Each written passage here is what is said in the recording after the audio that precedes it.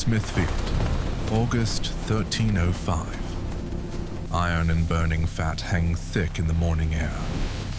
Thousands have crowded into this square, and not for a hanging. Hangings happened all the time, forgotten within the hour. They're here because the most feared king alive personally designed something far worse than that. This isn't an execution yet. It's a message a king is about to carve into a man's body, one piece at a time. A rope tightens just enough. A body rises just high enough to clear the dirt. Nothing more. This isn't mercy. It's arithmetic.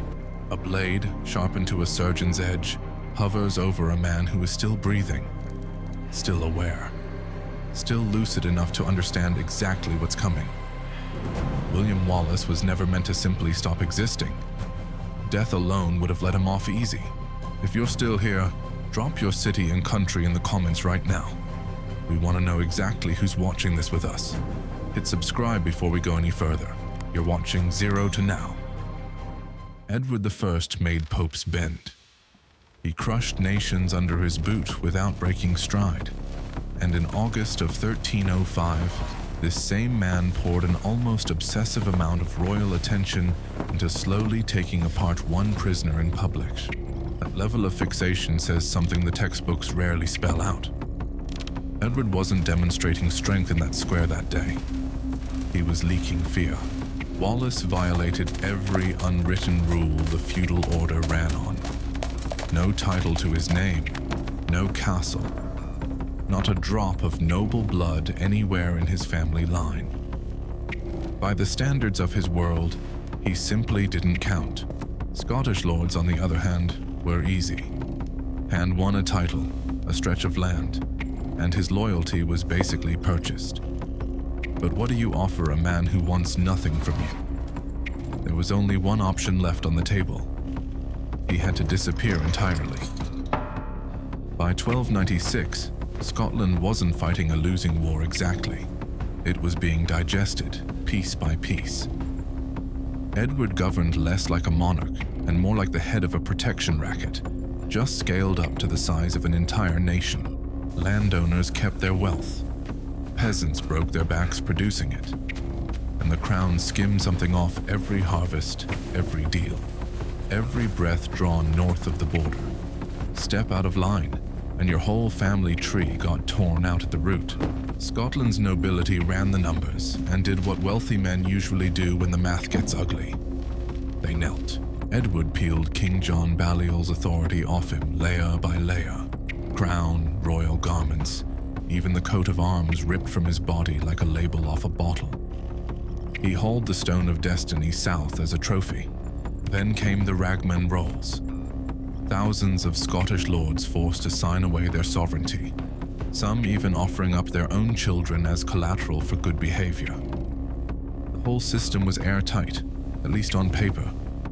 Rebellion looked mathematically impossible. Edward had wealthy men figured out completely.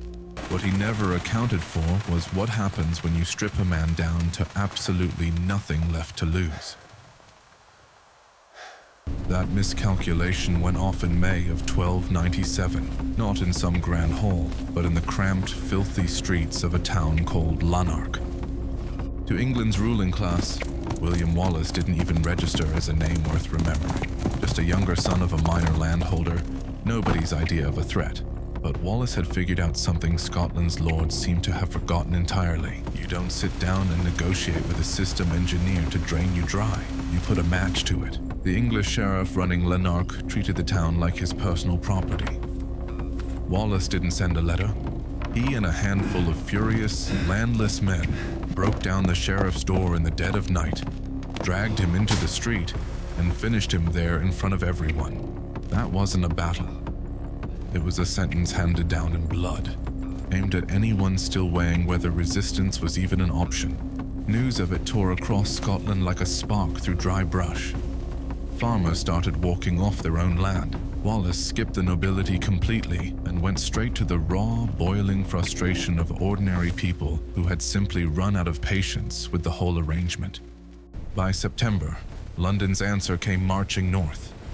Thousands of infantry, companies of longbowmen, and the era's ultimate trump card: heavy cavalry, war horses hauling knights wrapped head to toe in steel.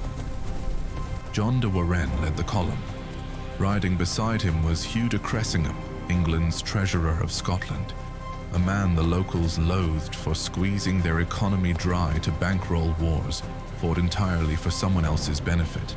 At the River Forth, English officers looked across at Wallace's ragtag force and nearly laughed out loud.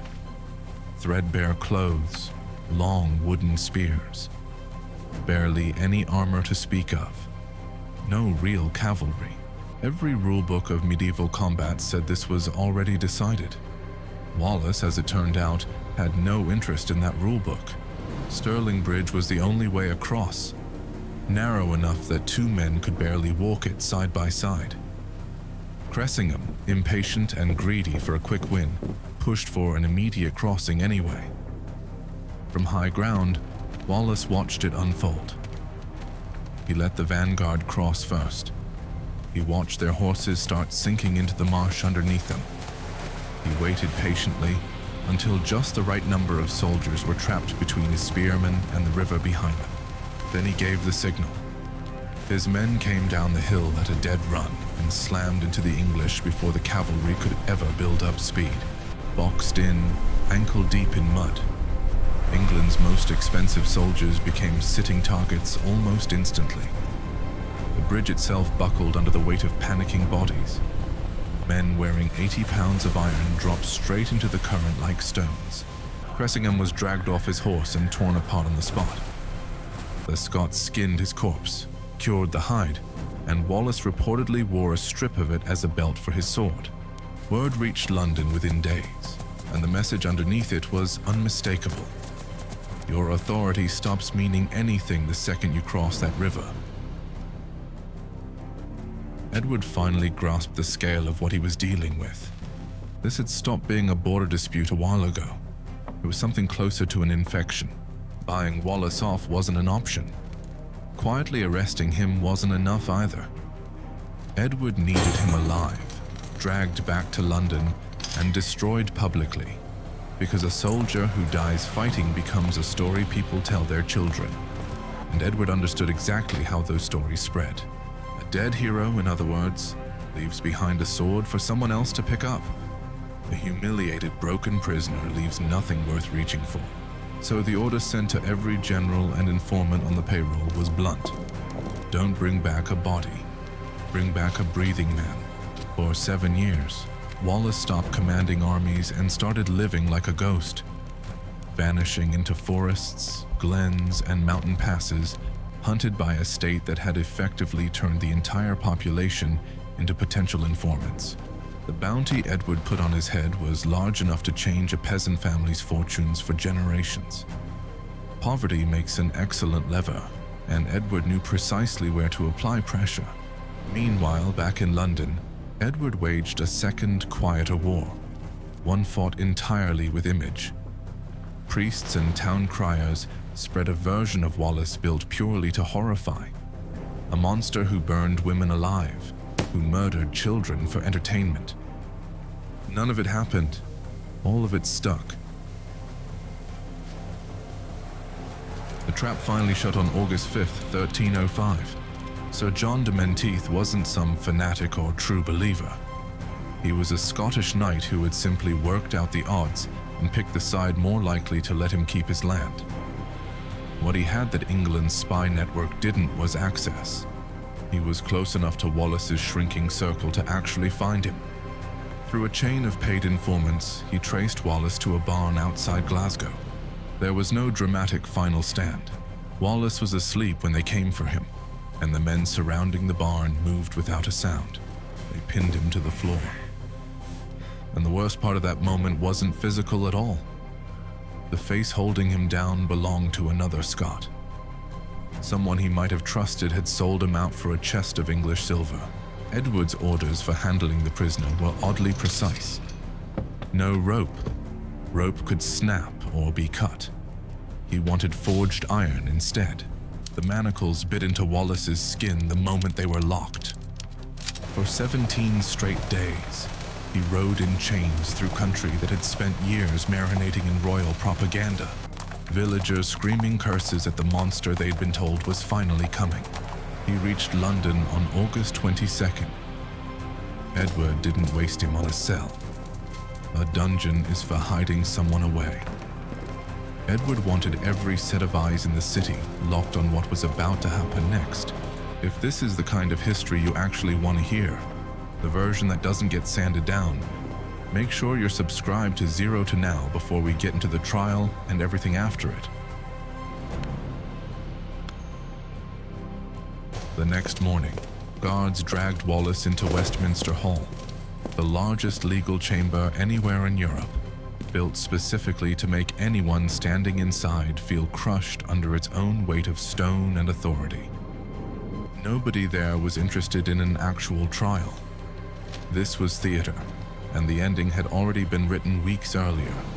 Officials jammed a crown of green oak leaves onto his head, a pointed joke referencing an old rumor that Wallace once bragged he'd wear a crown inside these very walls.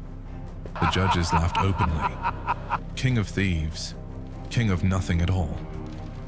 Peter Mallory stood and read the charges aloud. Sedition, murder, burning towns to the ground, waging illegal war against the throne. But everything in that room hinged on one single accusation: high treason. A crime that in this world wasn't just illegal. It was a betrayal against God's chosen representative on earth. Wallace got no lawyer, no chance to answer. Until the word treason hit the stone walls and echoed back, and he finally broke the silence himself. He didn't try to deny any of it. Every raid, every killing. He owned all of it without hesitation. Then he said the one thing the entire prosecution had no answer for. I could never be a traitor to Edward, because I was never his subject. He'd never signed the ragman rolls, never bent a knee, never sworn an oath, taken English money, or held a single acre of English land. In a world built entirely around personal loyalty and sworn contracts, there's no way to break an agreement you never made in the first place. He wasn't standing there as a traitor. He was a prisoner of war, and every judge in that hall knew it, whether they said so or not. Truth was never really on the agenda that day. Mallory didn't bother countering the argument.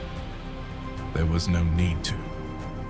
Guilty on every charge, treason included, delivered as if Wallace hadn't said a word, because the verdict existed long before he ever stood in that hall. The psychological pressure campaign had failed completely. Wallace hadn't cracked, hadn't begged, hadn't given the crown the public collapse it was counting on. So the whole operation shifted into its final, ugliest phase. What Mallory read out that morning wasn't really a death sentence. It read more like a blueprint for taking a body apart, methodically, on schedule. Guards stripped every piece of clothing off him first, the opening move in a longer process of erasure. No longer a commander, no longer a symbol of anything, just a man strapped naked to a wooden hurdle and dragged 4 miles across cobblestone behind 2 horses, because dragging him bare across that much stone would have killed him before the executioners even got started, and Edward needed him breathing for what came after. Crowds packed both sides of the road the entire way, hurling stones and filth, screaming. Not passive spectators, but active participants in something the state had built and paid for. Every mile drained a little more out of him, exactly as intended. At Smithfield, the noise hit a wall of armed soldiers. Behind that perimeter waited men who weren't executioners in the crude sense. Specialists, really, who understood with almost clinical precision how much punishment a human body could take before the heart simply quit. They hanged him first, but not to kill him. Just a short drop, enough to choke, not enough to snap his neck.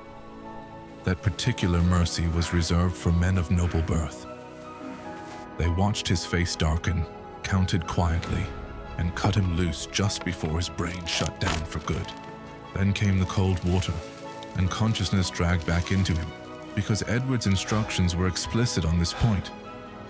Wallace needed to be awake for what happened next. The first cut took his manhood, the formal punishment for treason, a way of legally erasing an entire bloodline, guaranteeing nothing of him would survive to threaten the throne again. Next came the abdomen. The executioner reached in with bare hands and pulled the intestines loose, while Wallace was still conscious enough to watch it happen, then carried them to iron braziers nearby and dropped them straight onto the burning coals, close enough that he breathed in the smell of it himself.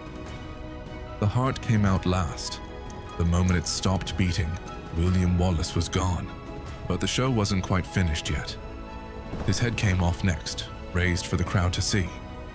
What remained of his body was cut into 4 separate pieces. Edward didn't bury any of it. He turned the remains into propaganda instead. The pieces were boiled in tar to stop them from decomposing, then scattered across the kingdom as a permanent, unmissable warning. The head, tarred and mounted on a spike above London Bridge, watched over every traveller entering the city below.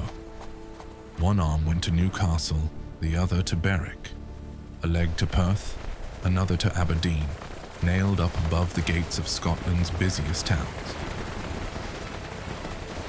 Edward genuinely believed this would end things.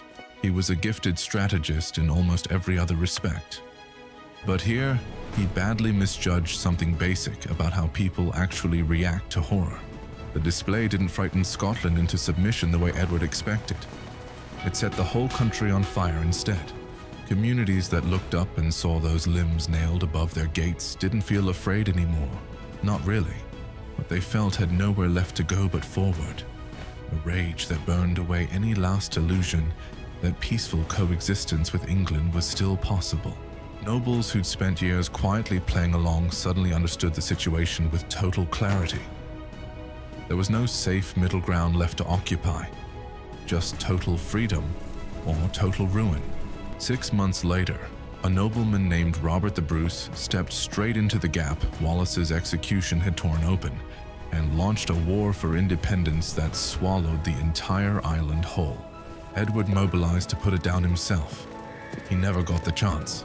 In July of 1307, almost exactly 2 years after ordering Wallace taken apart piece by piece, the most powerful king in the Western world died near the Scottish border, undone in the end by his own failing intestines. England's hold on Scotland fell apart soon after. Robert the Bruce crushed the English army at Bannockburn. Scotland walked away free.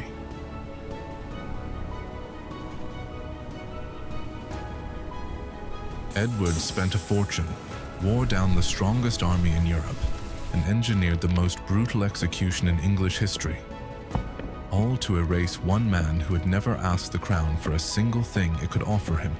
That refusal turned out to be the one weapon Edward genuinely never figured out how to counter. You can always buy a lord. You cannot buy a man who wants nothing from you. The body died on a table in London in front of a screaming crowd. The idea it belonged to walked straight out of that square, crossed the border, and set the whole empire on fire behind it. If you made it this far, you're exactly who we make these for. Subscribe to Zero to Now. Hit like so this reaches more people who'd actually want to hear it, and drop a comment telling us which empire's downfall you want us to dig into next. We'll see you in the next one.